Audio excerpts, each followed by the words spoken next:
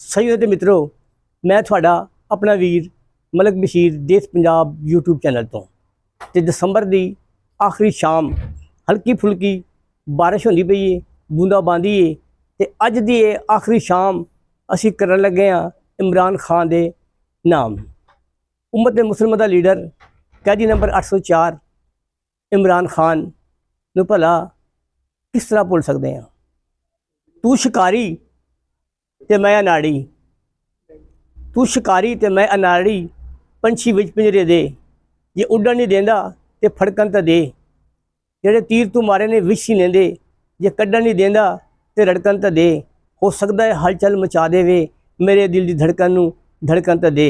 आस ते उम्मीदां दा सन 2026 इंशाअल्लाह साड़ी आसां ते उम्मीदां दा साल होएगा। इमरान खान जल्द रहा होंगे, हकीकी आज़ादी, अदलिया की आज़ादी ते हकीकी जमहूरीत बहाल होगी। तो इसलिए इस मौका ते बाबे नजमी ने भला की आख्या है तो सुनो जरा। बेहिम्मते ने जेड़े शिकवा करन मुकदरां दा, उगण वाले उग पैंदे ने सीना पाड़ के पत्थरां दा। ते मंजिल दे उत्ते तख्ती लगदी है उन्हां लोकां दी जेड़े घरों टुरदे ने नक्शा लैके सफरां दा। जिवें जिवें पाकिस्तान, जिवें सोना देश पंजाब। अज दी ये शाम इमरान खान दे नाम।